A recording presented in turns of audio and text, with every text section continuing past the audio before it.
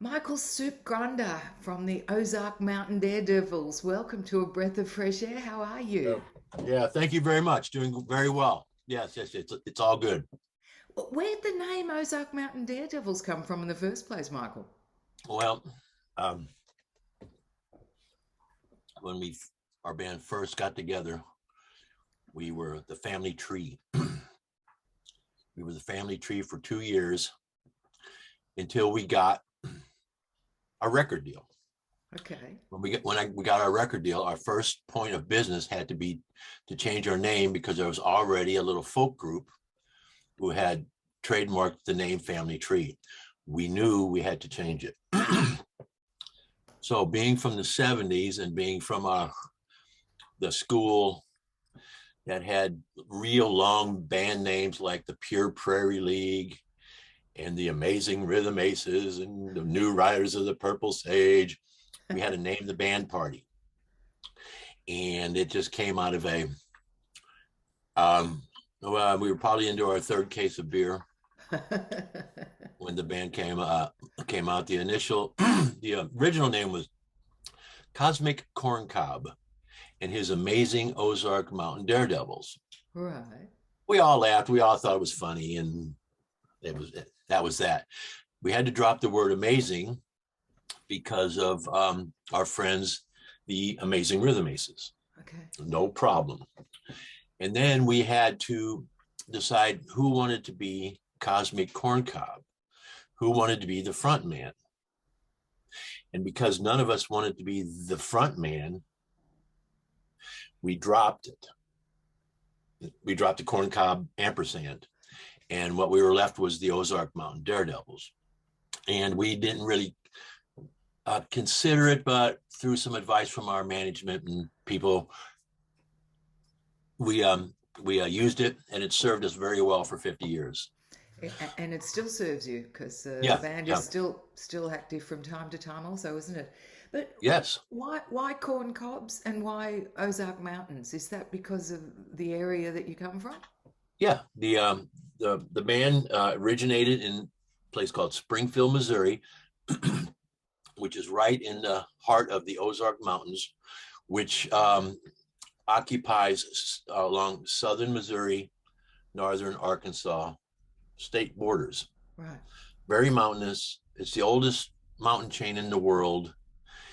And because of that, it's just kind of worn down. It's not really mountains, it's just nubs and real nice hills and flowing hills. And that's, where we came from. And the word Ozark is such a strong, stout word full of phonics, Yeah. that we decided to keep it. It's And where we're were you, from. yeah. And were you actually all daredevils too? Well, at various times of the day, yes. Other times of the day, no. How had you but all met? but we used it and it stuck. So yeah, it's been Right. good. And where did you guys all meet?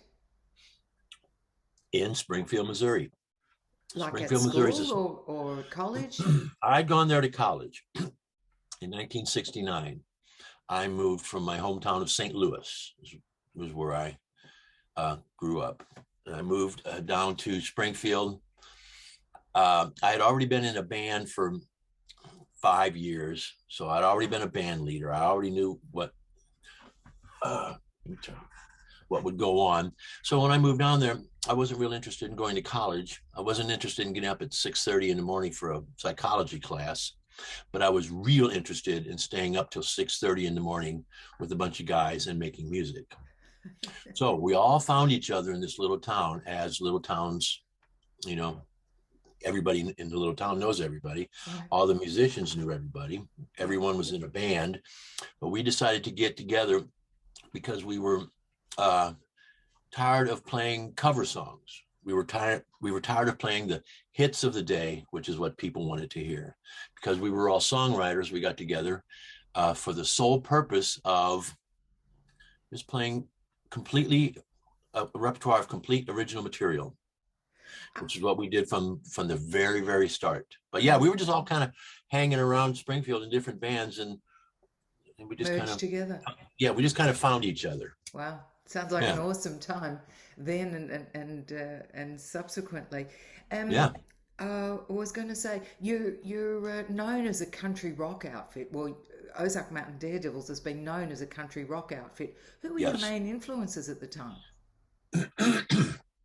Well, it was very wide and varied because there were so many songwriters.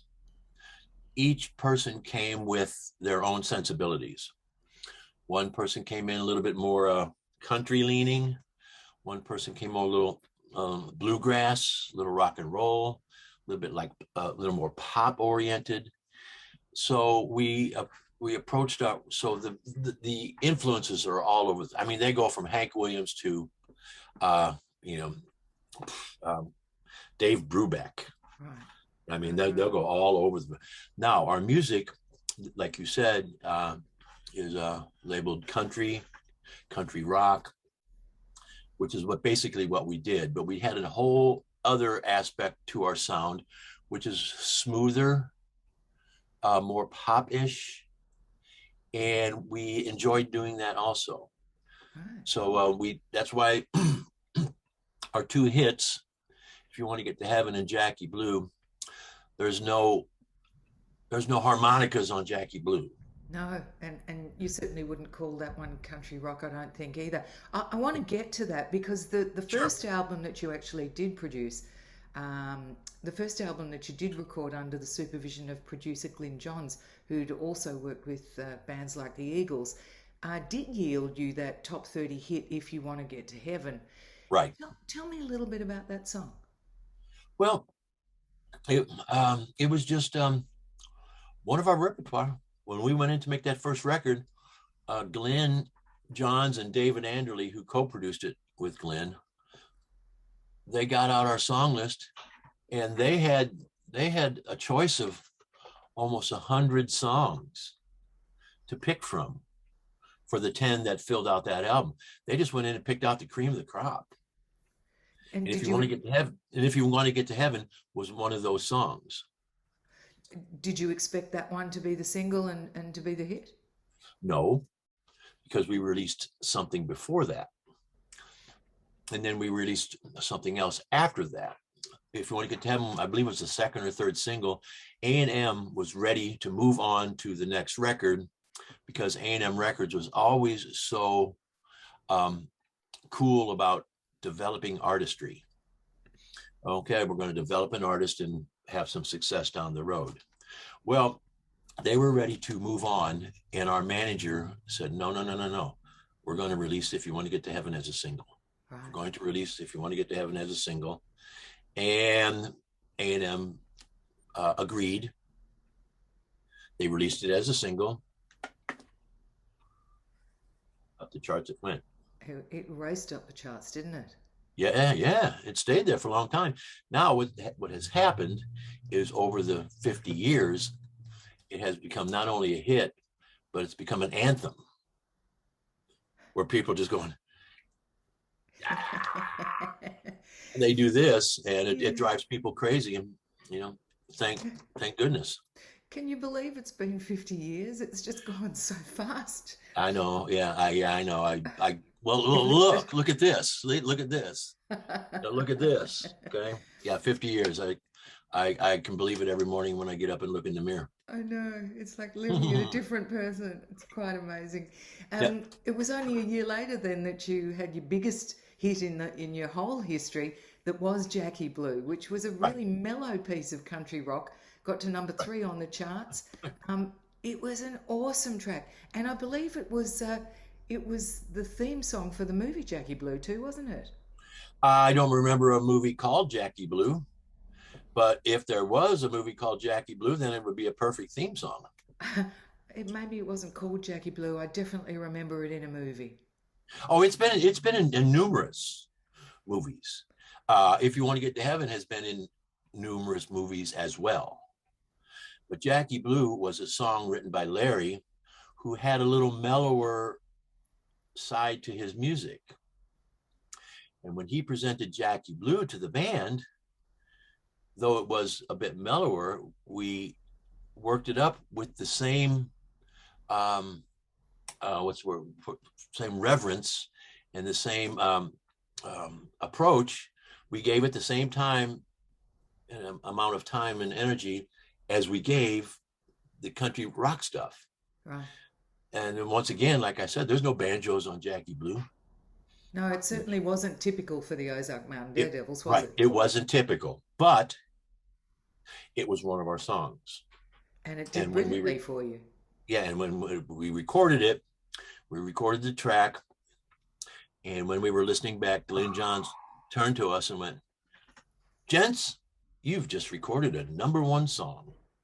Ah, he knew it straight away. He knew it straight away. And sure enough, it went right up the charts. But it was very atypical of our sound. And yeah, that's fine with us. Yeah. Has it been covered by other artists too?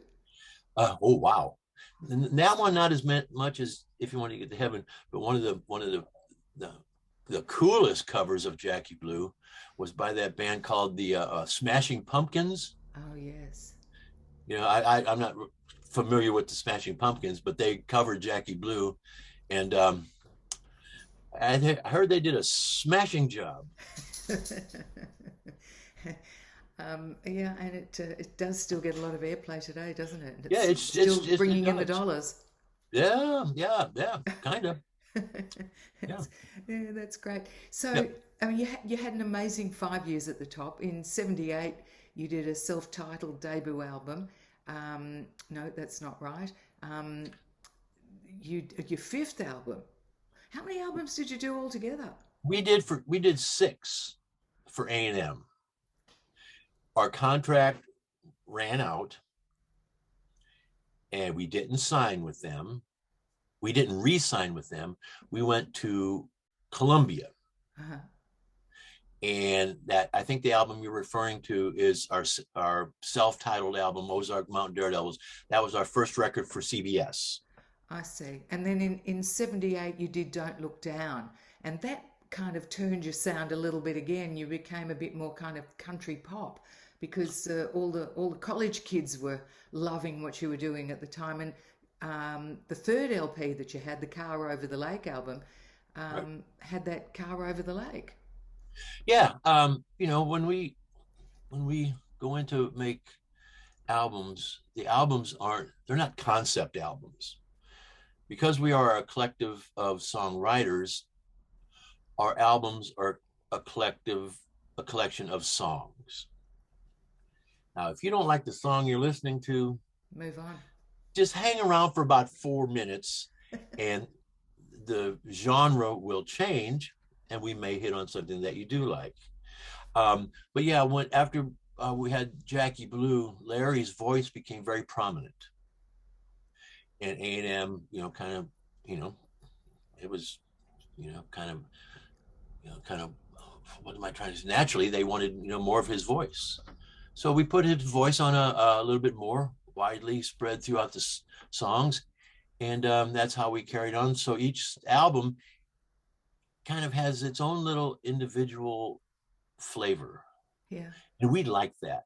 It kind of confused the record company because they said, well, where do we put your record? They couldn't pigeonhole you. Yeah, do we put it in the country bin? Do we put it in the pop bin? Do we put it in the rock and roll bin? We said, why don't you put it in all of them? Good answer. Right. You all seem to get on really well and not to take yourselves too seriously. I think that kind of that stretched the entire duration of the band, didn't it? Correct. Well, when we first started, you know, first of all, we're just a bunch of nice guys. You know, when we first started, we started playing with some bigger acts as we were the warm-up, the support act on a bill of 3 bands. And I saw some real, I saw some guys who weren't real nice, you know, and I was kind of disappointed. And we told ourselves, if we ever get to that point, I'm not going to be like that. Yeah. So yeah, we're just a bunch of nice guys. So what brought the demise of the band around in the end? Well, there's never been a demise of the band. But you did release albums through the 80s. You did release albums through the 90s. You even had an album out in a live album came out in 2011. But we haven't heard much from the Ozark Mountain Daredevils since then.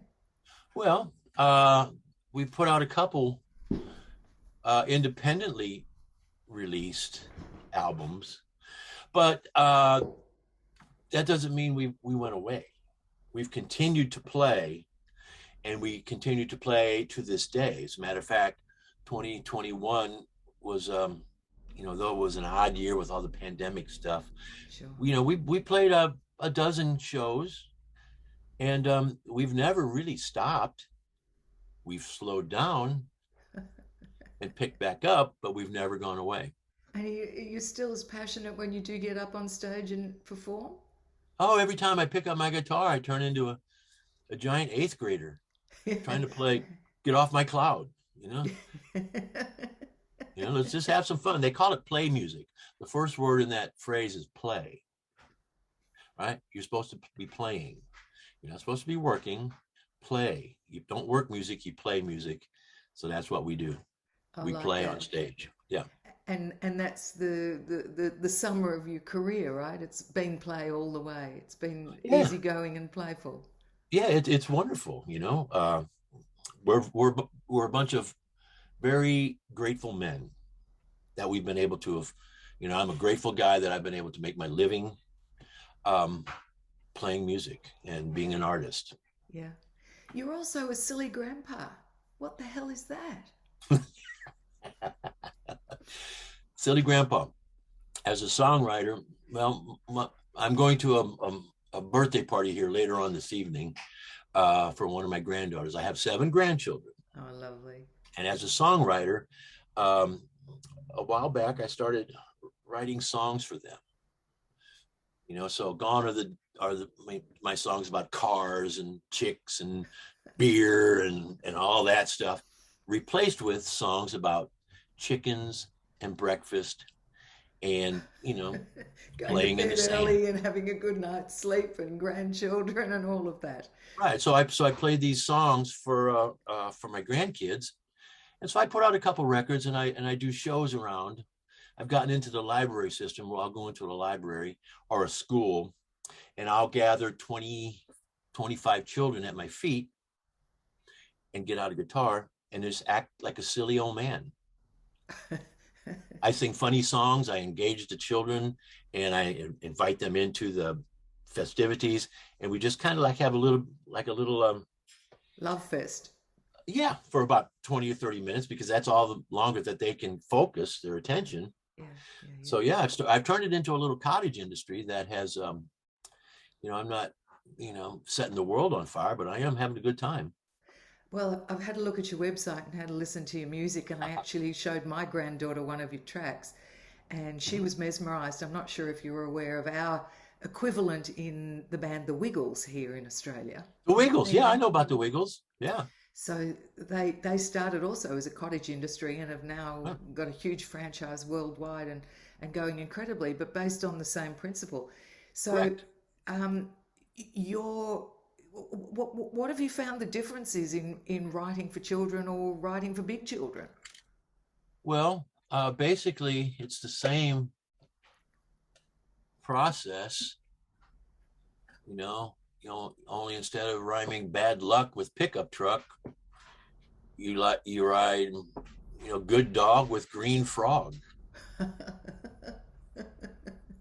You get a topic, you focus in on what you want to say about that topic, and then you just fine tune the song, hone the song, and when it comes out as a finished project, it comes out, very childlike.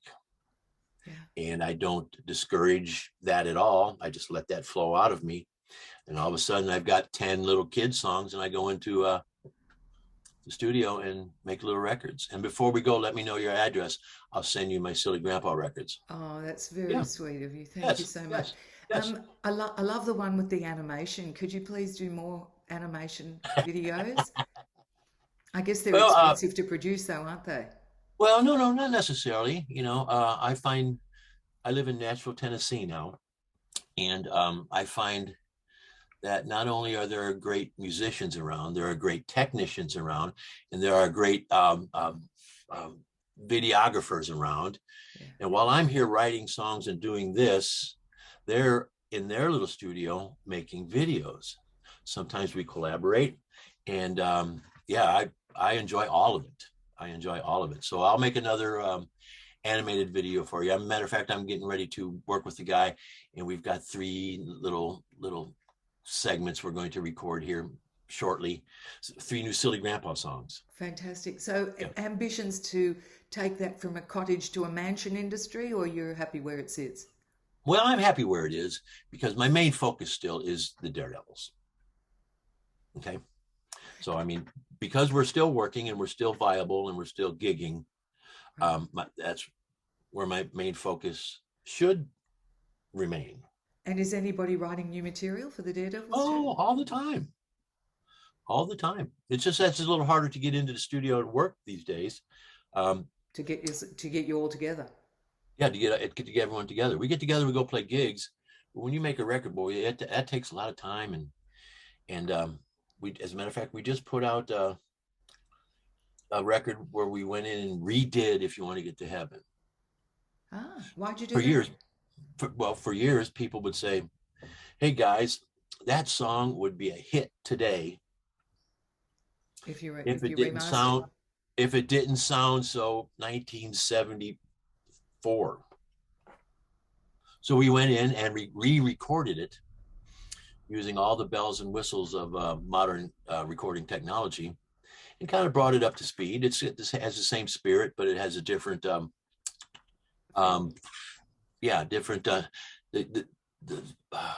recording techniques are better.